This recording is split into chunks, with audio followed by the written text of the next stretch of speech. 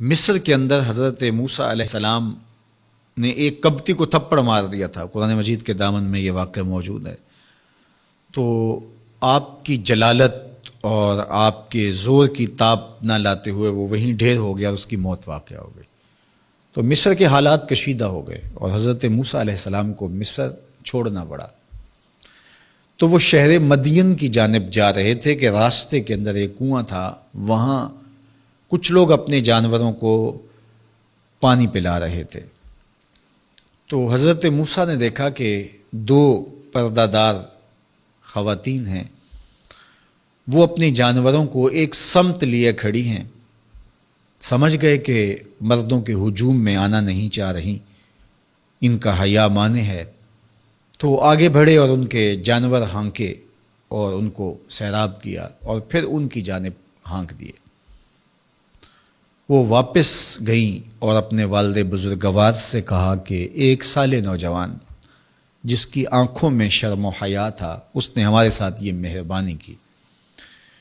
تو ان کے والد گرامی نے کہا کہ جاؤ اس کو بلا کے لاؤ۔ قرآن مجید میں اس کا ذکر کیا گیا۔ فجاءتہ احداہما تمشی علی استحیاء، ان میں سے ایک خاتون حیا میں سمٹی ہوئی حاضر ہوئی۔ اس نے کہا کہ ہمارے والد گرامی آپ کو بلاتے ہیں، آپ نے ہمارے ساتھ جو مہربانی کی ہے اس کا وہ اجر دینا چاہتے ہیں۔ تو حضرت موسیٰ علیہ السلام ان کے ساتھ چلے گئے، اور جب گئے تو یہ گھر تھا حضرت شعیب علیہ السلام کا، اور یہ صاحبزادیاں حضرت شعیب علیہ السلام کی تھیں۔ تو اس خاتون کا شرم و حیا کے ماحول میں حضرت موسیٰ علیہ السلام کو یہ کہنا اور چل کے اس انداز سے آنا، قرآن نے اس کی حکایت بیان کی ہے۔ تو خدا کو پسند ہے کوئی خاتون حیا کے ماحول میں آئے تو اللہ اس کی آمد کو اور اس کے آنے کو قرآن کا عنوان بنا دیتا ہے، اور قرآن کی حکایت بنا دیتا ہے کہ جو خاتون حیا کے جوہر کی مالکہ ہو وہ اللہ کو کتنی اچھی لگتی ہے۔ اللہ اکبر۔ حضرت نبی اکرم صلی اللہ علیہ وآلہ وسلم کا فرمان حیا کے حوالے سے، الحیاء من الایمان، حیا ایمان سے ہے۔ تو جتنے بھی ایماندار لوگ ہیں وہ پھر حیا کے جوہر سے مزین ہوں گے، مالا مال ہوں گے۔ آپ دیکھ لیجئے، سب سے بڑے ایماندار تو میرے اور آپ کے آقا مولا ہیں، اور حضور کمواری لڑکی سے زیادہ حیادار تھے۔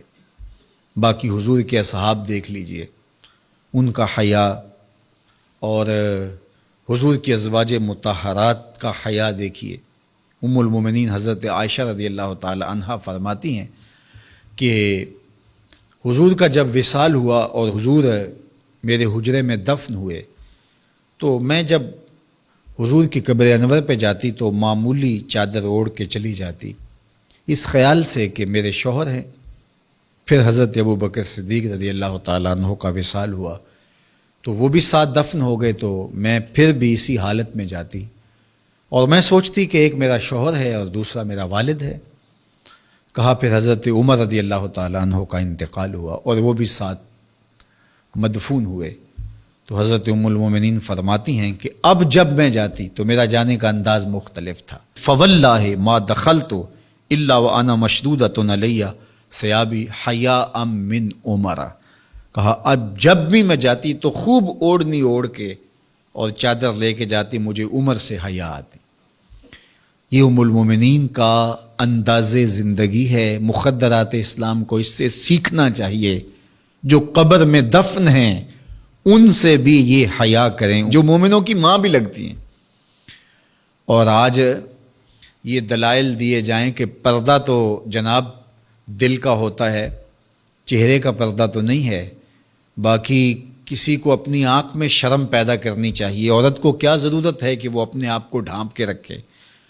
اب ام المومنین کا عمل یہ ہے کہ فرماتی ہیں کہ میں اپنے آپ کو خوب سمیٹ کے جاتی حیاء من عمر۔ عمر قبر میں ہیں لیکن ام المومنین فرماتی ہیں مجھے پھر بھی حیا آتی۔ اور حضرت سیدہ طیبہ طاہرہ حضرت فاطمہ تو زہرا رضی اللہ تعالی عنہا نے کہا کہ عورت کے لیے بہترین پردہ یہ ہے کہ اس کو کوئی غیر مرد نہ دیکھے اور وہ غیر مرد کو نہ دیکھے۔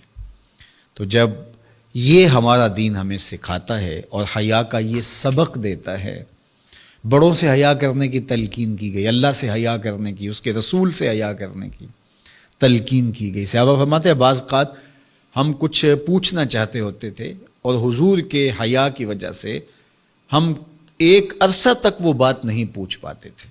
آج دادا کے سامنے بچے جس طرح بات کرتے ہیں اور جس طرح بچوں سے حیا کا جوہر ختم ہو گیا ہے اور اس کو وہ تہذیب نو کا کرشمہ سمجھتے ہیں اور جدید دور کی کرامت سمجھتے ہیں، یہ دور جدید کی کرامت نہیں ہے، یہ جاہلیت ہے۔ بڑوں کا احترام اور بڑوں کی عزت یہ زندگی کا جمال ہے۔